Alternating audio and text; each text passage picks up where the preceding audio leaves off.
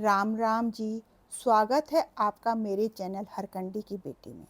आज मैं आपको ले जाने वाली हूँ एक ऐसे मंदिर के रहस्यमय सफ़र पर जो न सिर्फ हिंदू धर्म बल्कि पूरी मानवता के लिए रहस्य और आस्था का एक अद्भुत केंद्र है। जी हाँ, मैं बात कर रही हूँ नेपाल के प्रसिद्ध पशुपतिनाथ मंदिर की। पशुपति मंदिर नेपाल की राजधानी काठमांडू से 3 किलोमीटर उत्तर पश्चिम में बागमती नदी के किनारे देवपाटन गांव में स्थित एक हिंदू मंदिर है। यह समुद्र तल से 1400 मीटर की ऊंचाई पर स्थित है। यह मंदिर यूनेस्को विश्व सांस्कृतिक विरासत स्थल की सूची में सूचीबद्ध है। पशुपतिनाथ मंदिर में आस्था रखने वाले मुख्य रूप से हिंदुओं को मंदिर परिसर में प्रवेश करने की अनुमति है। गैर हिंदुओं को बाहर से ही बागमती नदी के दूसरे किनारे से देखने की अनुमति है। यह मंदिर नेपाल में शिव का सबसे पवित्र मंदिर माना जाता है। भगवान शिव के इस प्राचीन और भव्य मंदिर से जुड़े कुछ ऐसे रहस्य जो आपको हैरान कर देंगे।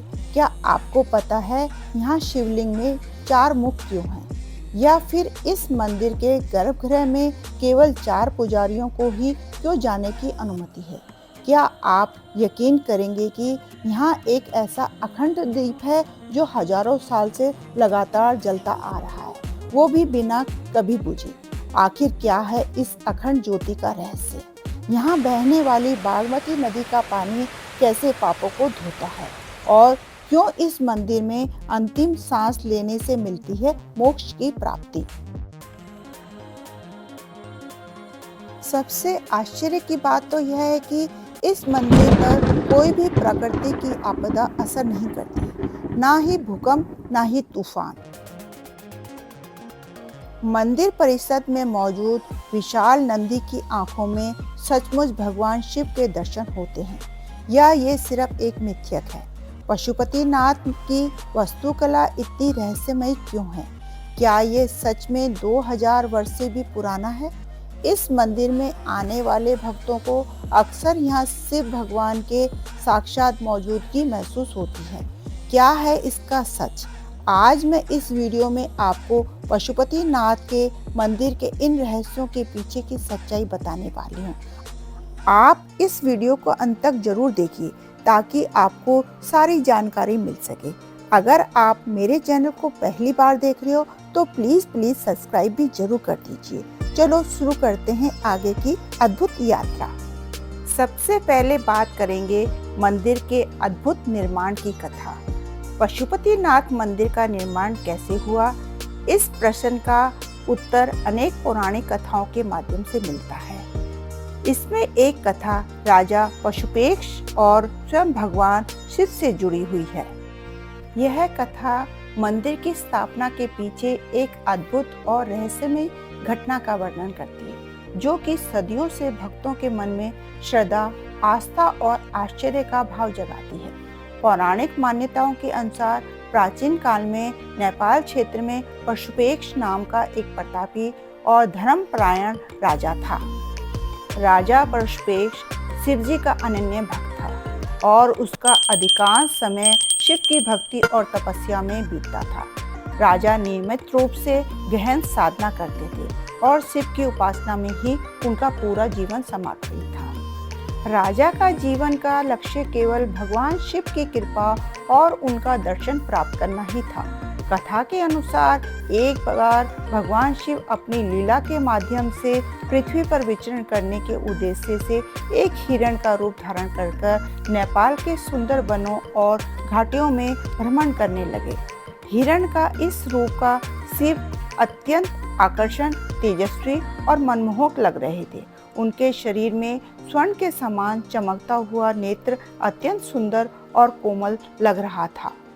शिव जी को ना पाकर सभी देवता चिंतित हो गए। देवताओं को जब इस रहस्य का पता चला तो वह उन्हें खोजते हुए इसी स्थान पर पहुंचे और सभी देवताओं ने उनसे निवेदन किया कि वह कैलाश लौट जाएं। भगवान ने उन्हें विश्वास दिलाया कि वह अपनी तपस्या पूरी करके कैलाश जरूर लौट आएंगे। शिव का यह रूप देखकर मानो प्रकृति भी खुश हो गई थी। समस्त वन्य जीवन उनके आसपास आनंद से खिल रहे थे। पशु पक्षी, वृक्ष पौधे, यहाँ तक कि नदियां भी हिरण यानी भगवान शिव के स्वागत में झूम रही थी। संयोगवश राजा पशुपेक्ष उसी वन में शिकार के लिए आए। अचानक राजा की दृष्टि उस अद्भुत हिरण पर पड़ी जो सामान्य हिरणों से बिल्कुल अलग प्रतीत होता था। राजा हिरण के दिव्य तेज और अनोखे सौंदर्य से इतने आकर्षित हुए कि वे उसकी ओर खींचे चले गए। राजा के मन में तुरंत ही ये अनुभूति हुई कि ये कोई साधारण वन्य जीव नहीं हो सकता। राजा का मन और आत्मा गहरी भक्ति से भर गया। उन्होंने अपने भीतर शिव की उपस्थिति का स्पष्ट अभ्यास किया और तुरंत समझ गए कि ये हिरण कोई और नहीं, स्वयं भगवान शिव ही हैं जो पृथ्वी पर लीला कर रहे हैं। राजा ने श्रद्धा से झुककर उस हिरण के रूप में शिव को प्रणाम किया। राजा की इस निष्ठा और भक्ति को देखकर भगवान शिव अत्यंत प्रसन्न हुए।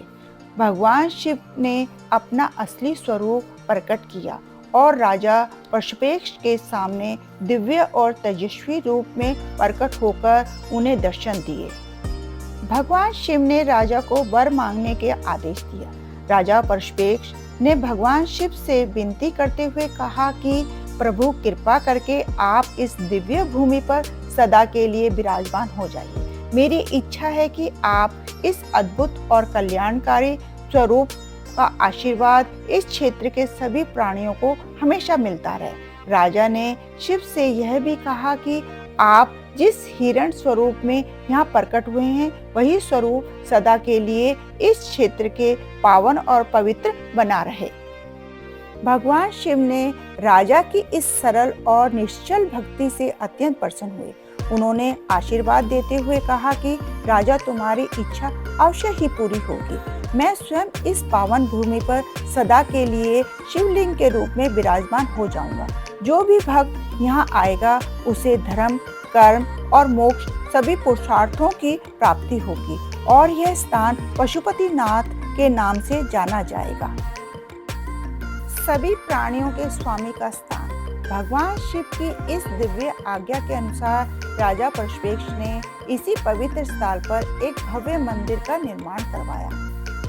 पशुपतिनाथ मंदिर एक शिव मंदिर है जिसमें भगवान शिव की पूजा की जाती है और कहा जाता है कि पशुपतिनाथ मंदिर में खुद शिव यानी भगवान शिव का यहाँ पर निवास स्थान है। जिस तरह भारत में सनातन धर्म में मान्यता है कि 12 ज्योतिर्लिंग हैं, जिनमें से कईयों का मानना है कि ये केदारनाथ का आधा भाग है। नेपाल का पशुपतिनाथ मंदिर बागमती नदी के किनारे काठमांडू में स्थित है। लोगों की मान्यता है कि मंदिर सबसे सर्वश्रेष्ठ मंदिरों में से एक है। पशु अर्थात जीव और पति का अर्थ है स्वामी और नाथ का अर्थ है भगवान। इसका मतलब यह है कि संसार के समस्त जीवों के स्वामी या भगवान हैं पशुपतिनाथ। दूसरे अर्थों में कहा जाए तो पशुपतिनाथ का अर्थ है जीवन का मालिक। नेपाल में पशुपतिनाथ का मंदिर काठमांडू के पास देवपाटन गांव में बागमती नदी के किनारे स्थित है। मंदिर में भगवान शिव की 5 मुंह वाली मूर्ति है। पशुपतिनाथ का विग्रह में चारों दिशाओं में एक एक मुख है और एक मुख ऊपर की ओर है। अब मैं आपको शिवलिंग के 4 मुखों के रहस्य के बारे में बताने जा रही हूँ। पशुपतिनाथ मंदिर में स्थित शिवलिंग सामान्य शिवलिंगों से बिल्कुल अलग है। इसे मुख्य लिंग कहा जाता है क्योंकि इस शिवलिंग पर भगवान शिव के 4 चेहरे चारों दिशाओं में पूर्व, पश्चिम, उत्तर और दक्षिण की ओर स्थित है। शिवजी के इन चेहरों का विशेष आध्यात्मिक और दार्शनिक महत्व है। प्रत्येक मुख किसी न किसी गुण, तत्व या पुरुषार्थ का प्रतिनिधित्व करता है।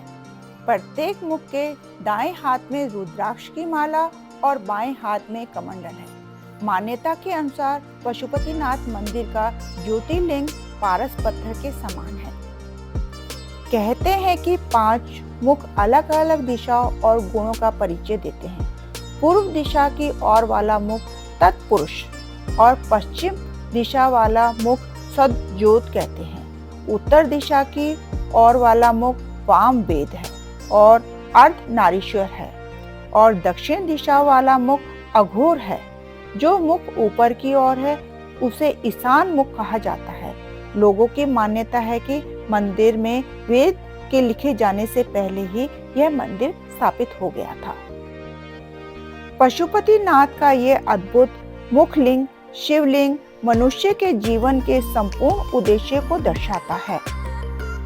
धर्म, अर्थ, काम और मोक्ष के संतुलित समन्वय के साथ परमात्मा में लीन होने की राह दिखाता है। यह शिवलिंग साधारण नहीं बल्कि दिव्य ज्ञान, चेतना और आत्मा के पूर्ण रहस्यों का प्रतीक है। अब मैं बात करती हूँ मंदिर के गर्भगृह में केवल 4 पुजारी ही क्यों जा सकते हैं। मैं इसके बारे में भी आपको बताती हूँ। पशुपतिनाथ मंदिर की पूजा पद्धति और गर्भगृह से जुड़ी रहस्य बेहद ही दिलचस्प है। मंदिर के गर्भगृह यानी वह पवित्र स्थान है जहाँ पर शिव जी का मुख्य शिवलिंग स्थापित है। वहाँ प्रवेश करना किसी आम व्यक्ति के लिए वर्जित है। यहाँ तक कि मंदिर के दूसरे पुजारी या स्थानीय भक्त भी इस गर्भगृह के भीतर नहीं जा सकते हैं। केवल 4 विशेष पुजारी को ही मंदिर के गर्भगृह में प्रवेश करने और मुख्य शिवलिंग की पूजा करने का अधिकार है। इन पुजारियों को भट्ट कहा जाता है, जो विशेष रूप से दक्षिण भारत के कर्नाटक राज्य से बुलाए जाते हैं। इन 4 भट्ट पुजारियों को रावल या मुख्य पुजारी के रूप में नियुक्त किया जाता है, जिन्हें विशेषाधिकार, परंपरा, रीति रिवाज और अनुष्ठानों के अनुसार ये पद दिया जाता है। मंदिर की इस परंपरा के पीछे ये भी धारणा है कि शिव के परम पावन स्वरूप की सेवा केवल विशिष्ट तप, साधन और वैदिक विधियों से परिपूर्ण पुजारियों द्वारा की जानी चाहिए, जिससे पूजा में किसी प्रकार का दोष उत्पन्न न हो। मंदिर में जलता हुआ दिव्य दीपक के बारे में मैं आपको इसके बारे में बताती हूँ। मंदिर के गर्भगृह में स्थित अखंड दीप मंदिर के अनेक आश्चर्य व दिव्य रहस्यों में से एक है। इस मंदिर में स्थापित यह दीपक कोई साधारण ज्योति नहीं है, बल्कि एक ऐसी दिव्य ज्योति है जो हजारों वर्ष से निरंतर बिना रुके जल रही है। इस अखंड ज्योति को लौ कभी न बुझती है और न ही कम होती है। माना जाता है कि इस ज्योति को प्राचीन काल में ही प्रज्वलित किया गया था और तब से लेकर आज तक यह निरंतर बिना किसी बाधा के शिव की दिव्य उपस्थिति का प्रमाण बनकर प्रकाश फैला रही है। इस अखंड दीप का भगवान शिव के साक्षात स्वरूप का प्रतीक माना जाता है। भक्तों का ऐसा विश्वास है कि इस दीप की ज्योति में स्वयं भगवान शिव का तेज और शक्ति विराजमान है। इसलिए मंदिर में आने वाले श्रद्धालु जब दूर दूर से ही इस ज्योति को देखते हैं तो उनके मन में एक अद्भुत आध्यात्मिक आनंद, शांति और ऊर्जा की अनुभूति होती है। ऐसा कहा जाता है कि इस दीपक की लौ को देखते ही मनुष्य की समस्त नकारात्मक ऊर्जा दूर हो जाती है और मन में एक दिव्य प्रकाश संचार होने लगता है। अब मैं आपको बताती हूँ पवित्र पावन बागमती नदी और मोक्ष प्राप्ति का रहस्य। पशुपतिनाथ मंदिर के समीप रहने वाली पवित्र बागमती नदी का महत्व केवल भौगोलिक ही नहीं बल्कि आध्यात्मिक, धार्मिक, सांस्कृतिक दृष्टिकोण से भी अत्यंत गहरा है। नेपाल की राजधानी काठमांडू के हृदय से बहने वाली ये नदी नेपाली जनजीवन का अभिन्न अंग है, जिसे यहाँ के लोग नेपाल की गंगा के नाम से भी जानते हैं। बागमती नदी गंगा नदी के समान पवित्र, शुभ और कल्याणकारी माना जाता है। यह नदी हजारों वर्ष से अपने पावन जल से नेपाल की धरती को पवित्र बनाती आ रही है। पौराणिक कथाओं और धार्मिक मान्यताओं के अनुसार बागमती नदी का उद्गम भगवान शिव के दिव्य इच्छा से हुआ है। ऐसी मान्यता है कि जब भगवान शिव धरती पर अवतरित हुए थे तब इस दिव्य नदी की उत्पत्ति हुई थी। इसलिए इस नदी को जल को ही शिव का आशीर्वाद और उनका प्रसाद माना जाता है। पशुपतिनाथ मंदिर के किनारे बहती इस पवित्र नदी के घाट सदियों से धार्मिक संस्कारों का केंद्र रहा है। यहाँ के घाटों पर प्रतिदिन सैकड़ों श्रद्धालु स्नान, पूजा अर्चना और अन्य धार्मिक अनुष्ठान करते हैं। साथ ही बागमती के तट पर स्थित इन घाटों पर मृतक को अंतिम संस्कार करने की परंपरा सदियों पुरानी है। यहाँ घाट पर नेपाल के लोगों के लिए उसी प्रकार पवित्र है जैसे भारत में वाराणसी का मणिकर्ण घाट। पशुपतिनाथ मंदिर के समीप स्थित बागमती के इस घाटों पर अंतिम संस्कार करना एक अत्यंत महत्वपूर्ण धार्मिक परंपरा है। ऐसा भी कहा जाता है कि बागमती नदी में प्रवाहित की गई अस्थियां पवित्र होकर आत्मा को मोक्ष प्रदान करती है। यहाँ अंतिम संस्कार करने वाले लोगों को यह विश्वास है कि इस नदी के जल को स्पर्श करते ही मृत आत्मा की सभी अशुद्धियां दूर हो जाती हैं और आत्मा ईश्वर की दिव्य ऊर्जा में विलीन हो जाती है। आत्मा को मोक्ष प्राप्त होता है। यह नदी जन्म और मृत्यु के गूढ़ रहस्यों का जीवन का एक उदाहरण है। अब मैं आपको बताती हूँ कि प्राकृतिक आपदा के बाद भी मंदिर पर कोई असर क्यों नहीं हुआ। पशुपतिनाथ मंदिर न केवल अपनी आध्यात्मिक महिमा के लिए प्रसिद्ध है, बल्कि अपनी अद्भुत संरचना, मजबूती और रहस्यमय शक्तियों के कारण भी विश्व भर में माना जाता है। नेपाल एक ऐसा देश है जो भूकंप, तूफान और अन्य प्राकृतिक आपदाओं का सामना अक्सर करता रहता है।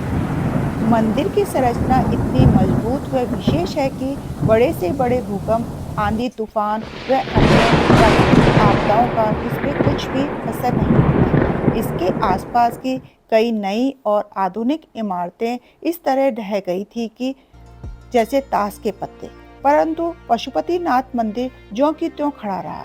मंदिर के इस आश्चर्यजनक तथ्य के पीछे कोई आध्यात्मिक और रहस्यमय प्रमाण माने जाते हैं।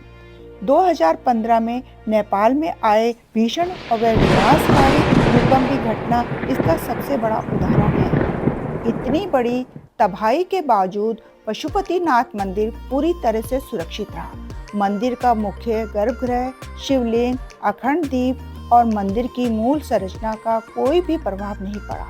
लोगों का मानना है कि ये मंदिर स्वयं भगवान शिव के दिव्य संरक्षण में है। मंदिर की मजबूती, सुरक्षा का श्रेय शिव की अलौकिक शक्ति और आशीर्वाद को दिया जाता है। मंदिर की प्राकृतिक आपदाओं को झेलकर ज्यों का त्यों खड़े रहना केवल भगवान शिव की महिमा ही है। अब मैं आपको बताती हूँ कि नंदी की रहस्यमयी मूर्ति के बारे में। पशुपतिनाथ मंदिर में भगवान शिव के परम भक्त वाहन नंदी की विशाल एवं भव्य पीतल की मूर्ति स्थापित है। नंदी की यह मूर्ति केवल एक प्रतिमा ही नहीं, बल्कि अपने आप में एक रहस्यमय और आध्यात्मिक शक्ति का प्रतीक है। ऐसा माना जाता है कि नंदी भगवान के द्वारपाल हैं। इस मंदिर की यह खासियत है कि हर मंदिर में पहले नंदी के दर्शन करने के पश्चात ही लिंग के दर्शन किए जाते हैं, परंतु यहाँ पहले शिव के दर्शन के बाद ही नंदी के दर्शन करने चाहिए। पहले नंदी के दर्शन करने से आपको पशु योनि में जन्म लेना होगा। अगर शिव के दर्शन करोगे तो आपको पशु योनि से छुटकारा मिल जाएगा। ऐसी मान्यता है कि नंदी सदैव अपने प्रभु भगवान शिव के दर्शन करते रहते हैं और लगातार उनकी उपासना स्तुति में लीन रहते हैं। इसी कारण नंदी के सामने खड़े होकर या बैठकर प्रार्थना करने से भक्तों की प्रार्थना शीघ्र ही भगवान शिव तक पहुंचती है। इस मंदिर में नंदी की प्रतिमा का सबसे रहस्यमय और अद्भुत पहलू यह है कि भक्तों का मानना है कि नंदी की आंखों में भगवान शिव स्पष्ट प्रतिबिंब को देखा जा सकता है। ऐसी मान्यता है कि जो भक्त सच्चे मन से श्रद्धा से नंदी की आंखों में देखते हैं, उन्हें स्वयं भगवान शिव शिवलिंग के रूप में दिखाई देते हैं। नंदी की पूजा करने से व्यक्ति में आध्यात्मिक ऊर्जा और धार्मिकता का विकास होता है। नंदी की आंखों में शिवलिंग का प्रतिबिंब देखने की मान्यता भक्तों के जीवन में गहरे आध्यात्मिक रहस्य से जोड़ती है। इससे यह भी संदेश मिलता है कि जो व्यक्ति अपने इष्ट देव में पूरी श्रद्धा और विश्वास से लीन रहता है, उसे भगवान की दिव्य झलक अपने हृदय और आत्मा में सदैव दिखाई देती है। माना जाता है कि जब महाभारत का युद्ध हुआ था, सैकड़ों लोग मारे गए थे और उनको मौत के घाट उतारने का काम पांडवों ने किया था। पांडव काफी दुखी थे और इसलिए इस पाप से बचने के लिए पांडव उपाय खोज रहे थे और पांडव इसके लिए भगवान कृष्ण के पास गए और भगवान कृष्ण ने उन्हें इस गोत्र से बचने के लिए एक उपाय बताया। भगवान श्री कृष्ण ने पांडवों से कहा कि वह भगवान शिव की शरण में जाएं और माफी मांगे। इस बात को सुनकर पांडव शिव की खोज में निकल पड़े, लेकिन भगवान शिव नहीं चाहते थे कि वह पांडवों से उनकी मुलाकात हो, इसलिए नंदी के रूप धारण कर लिया था और पहाड़ों में मौजूद मवेशियों में मिल गए थे। लेकिन गदाधारी भीम ने उन्हें देखते ही पहचान लिया था। तब भगवान शिव का दर्शन पाने के लिए उन्होंने एक योजना बनाई और भीम ने विशाल रूप धारण करके अपने दोनों पैर केदार पर्वत के दोनों ओर फैला दिए। सभी पशु भीम के पैर के नीचे से गुजर गए, लेकिन नंदी रूपी भगवान शिव भीम के पैर के नीचे से नहीं गुजरे। तब भगवान शिव को पहचान कर उन्होंने बैल को पकड़ना चाहा तो बैल धरती में समाने लगा। तभी भीम ने बैल का पीछे वाला भाग कसकर पकड़ लिया। बैल का मुख आगे पशुपतिनाथ में निकला और पीछे का भाग केदारनाथ में स्थित है। भगवान शिव पांडवों की भक्ति से खुश होकर उन्हें दर्शन देकर पापों से मुक्त कर दिया। कहा जाता है कि तभी से भगवान शिव यहाँ बैल की पीठ के रूप में यहाँ पर पूजे जाते हैं। मान्यता है कि बैल का मुख नेपाल में निकला था, जहाँ शिव भगवान की पूजा पशुपतिनाथ के रूप में की जाती है। नंदी रूपी बैल का शरीर शत विषक्त हो गया।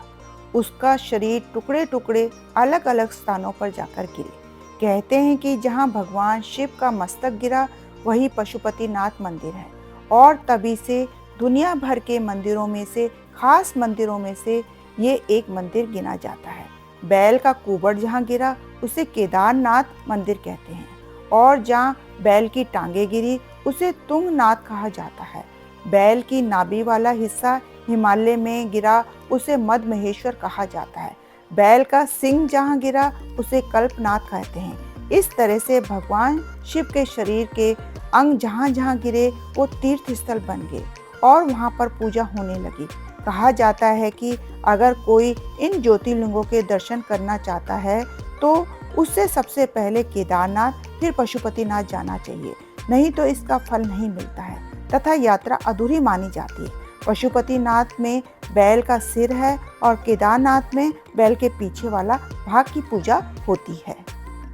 पशुपतिनाथ के बारे में यह भी मान्यता है कि जो भी पशुपतिनाथ मंदिर में दर्शन करता है उसका पशु योनि में जन्म नहीं होता है। पशुपतिनाथ मंदिर के पास ही एक घाट है जिसे आर्य घाट कहा जाता है। पौराणिक काल से सिर्फ इसी का पानी ही मंदिर में ले जाने की परंपरा है। आपको मेरा एकमात्र हिंदू मंदिर पशुपतिनाथ का रहस्यमय मंदिर का ये वीडियो कैसा लगा? कमेंट्स बॉक्स में जाके बम बम भोले लिखना ना भूलना और एक लाइक तो बनता ही है। और हाँ, इसे अपने दोस्तों रिश्तेदारों को शेयर करना भी मत भूलना। अगर आप पहली बार मेरे चैनल हरकंडी की बेटी को देख रहे हो तो सब्सक्राइब भी जरूर कर देना। प्लीज़ प्लीज़, आपका बहुत बहुत धन्यवाद।